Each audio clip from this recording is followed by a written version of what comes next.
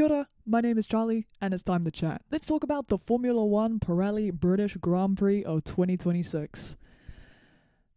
Yeesh. Okay, there's a bit to talk about. If you've clicked on this video, you obviously want to talk about the race itself and the very anticlimactic ending of it, but we're gonna cover the whole weekend. So let's start from the very beginning. Before any of the races, let's talk about the liveries. So we got 3 liveries for this weekend. We got Cadillac, Williams, and McLaren. Williams, yeah. Fun fact of the day, it is a new livery. I don't know if you can tell. On the sides of their front wing, they have these red, white, and blue streaks. I don't know.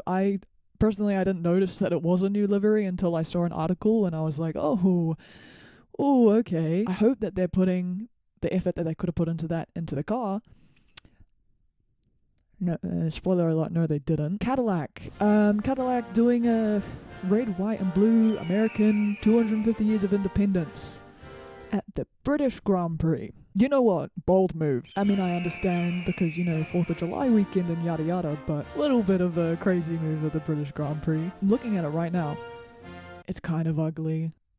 Yeah, I'm not a fan, but whatever. But a livery that I am a fan of is the McLaren livery. Okay, I'm a Kiwi. I'm from Aotearoa, New Zealand. So whenever McLaren does a livery that honors Bruce McLaren's racing legacy and him, creating the team, I eat it up every time. And the white and green, low-key, looks incredible. I personally love it.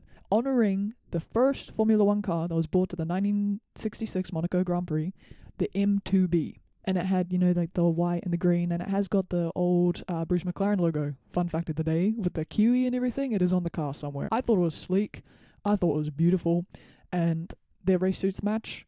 Anytime McLaren has a race suit that's not that fuck-ass ugly papaya, I'm down, honestly. I'm ready. I'm like, yep, sign me up for that. Now we've got the liveries covered, let's go to the sprint. What do I have in the notes for the sprint?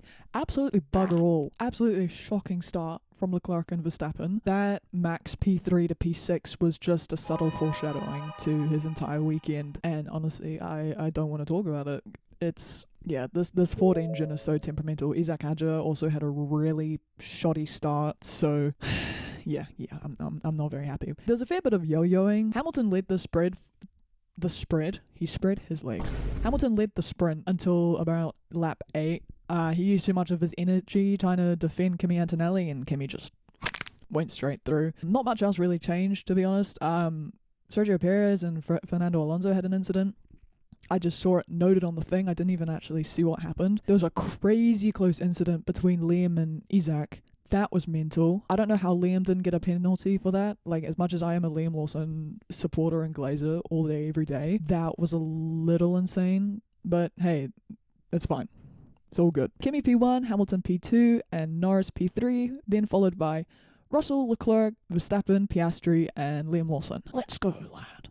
Liam Lawson in the points. That pretty much covers the sprint. I'm trying to get through the sprint and quali as quick as possible, to be honest, because I want to talk about the main race. Qualifying wasn't too different than normal, apart from George Russell shunting it into the gravel. It was an interesting lockup, that's for sure. I've never seen that happen. And Franco Colapinto spinning. Yeah, both Cadillacs and Aston Martins were eliminated in Q1, same as Franco Colapinto and Esteban Ocon. Q2, same as engine complaints from Max, bigger lockup from Kimi, plus a really odd seat swap from George, but whatever. Both Audi and Williams were eliminated, unfortunately, but not surprised, as well as Ollie Behrman and Pierre Gasly. Moving on to Q3, we're not surprised. Kimi Antonelli got it on pole, followed by Charles Leclerc! And then Hamilton, Russell, Hadjar, Norris, Verstappen, Piastri, Lindblad, and Lawson. Get in there, lad. Right, that's qualifying sorted, that's the sprint sorted, we've got the grid ready to go. Let's talk about the race itself. Editing Charlie here. I'm literally just about to leave for work and I've been editing this video. I forgot to talk about the Lego drivers parade. My bad, gang. My bad. It was pretty chaotic. Everyone was cutting corners. Half of the grid got stuck in the corner. But Fernando Alonso won the race. So we'll take it as a win, right? We'll take it as a win. Alright, we had a bit of a crazy start. I'm going to be inserting a little bit of live blogging notes from myself. So let's see how this goes. Charles and Lewis overtook Kimi at the beginning. Again, not shocked. Kimmy's starts have been interesting this season. To quote my live blogging notes, I'm just going to read directly what I've got here. Holy squeeze featuring the McLarens and V-Carb. I don't know if you guys saw that. It showed in the replay. But the McLarens and the V-Carb just, yeah, like all squeezed. And one of the Red Bulls, I think it was Isaac Ajar, it was mental. Like, thought there was going to be a bigger crash there, but there wasn't. Oscar had some. I looked at the placings and I suddenly saw him dropping and I was like, what the hell is going on? Did F1 TV cover it at all? No. No, they did not. Are we shocked? No. They just did a slow-mo of his front wing damage and called it a day. They said, yep, here you go. There was like a brief cut of him going up on the curb with Lando Norris. Didn't look like enough to cause that insane damage though, so who knows. Alex Albon and Ollie Behrman had a little bit of a moment in Brooklands,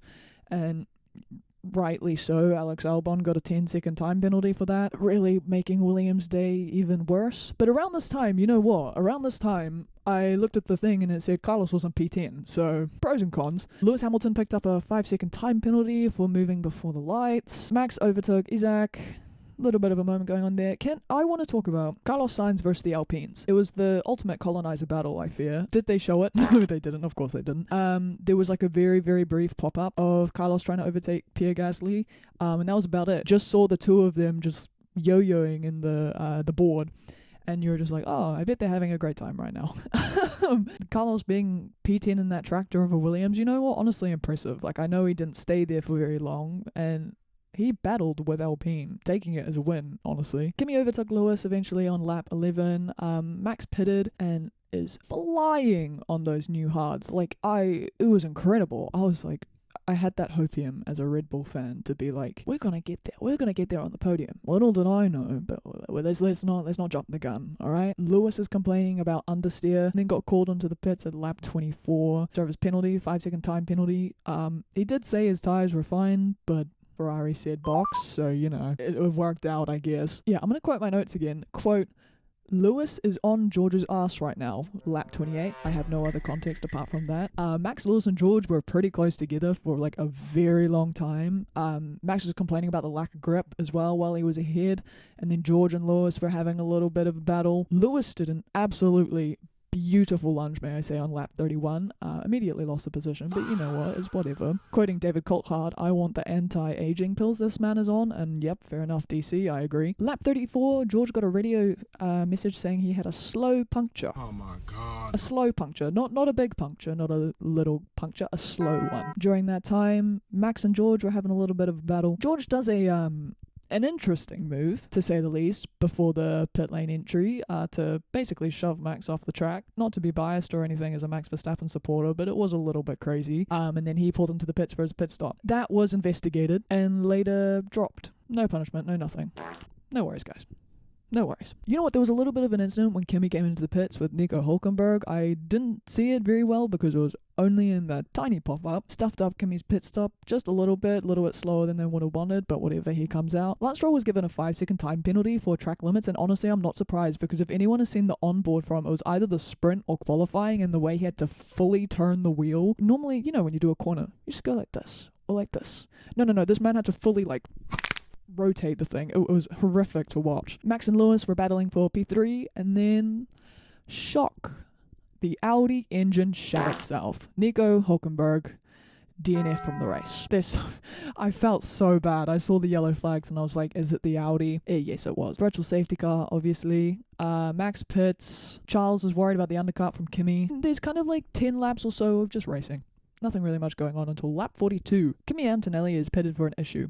Right? He's put onto new mediums. He goes off track limits and is back on the radio complaining about a new issue. He hit the curb and it took off the entire left wheel shield. They box again to try fix it and Kimi comes out P10. There was a lot of back and forth of box to retire, no, don't box. Kimi being like, I can push through, I can get this, I'm going to try to get the points, but then Bono being like, But then he got a 5-second time penalty for track limits. So any chance he had at the points basically was gone. That is just so sad, honestly. The FIA has made some interesting decisions today. Alex Albon retired. Yeah, really not a great weekend for him. I literally just panned to him in the garage getting out of the car, and I was like, he's okay. Now this is where things start to go downhill. I don't know how to talk about this without a tear shedding from my eye. But right, I'm setting the scene here. Lap 48. And it's 3:30 in the morning for me watching this race. I'm a bit tired, but I'm like, the race is nearly over. It's alright. I can power through this. Max Verstappen is P3. I'm so excited for a Max Verstappen P3. I am so excited for a Max Verstappen podium. Yellow flags. Camera pans. Max Verstappen's in the fucking gravel. No! Can't go on like this, can it? It can. I don't even have the emotion to display how upset I was. So I was just staring at my screen like, safety car comes out. Everyone pits apart from George Russell, and I could be missing some people, but honestly, Max Verstappen had just crashed. I couldn't care less. Cars from P12 onwards, so Oscar Piastri, etc., were allowed to overtake the safety car because the impression was that there was going to be a safety car restart and there was going to be at least one lap of awesome racing. You know, we've got Charles on the new softs, we've got George on the old mediums, and we've got Lewis on the new softs. Is Charles going to be able to hold that P1 position against George? Is Lewis going to be able to overtake? Will Lewis Hamilton be able to overtake George Russell because he's on the old mediums, or is he going to be able to hold the position? So many possibilities, so many awesome things. I'm so excited. Alright, the graphic says the safety car is entering the pits on the final lap. I'm so excited. Safety car enters the pits. Safety car does not enter the pits. Safety car keeps going. No! So apparently, according to race control, the safety car stayed out on the track due to software issues. Race control had a message flash saying safety car in this lap on the second to last lap, the penultimate lap. And that would indicate that there's a 1 lap restart. But apparently, 8 seconds later, the race control messaging system updated with safety car deployed.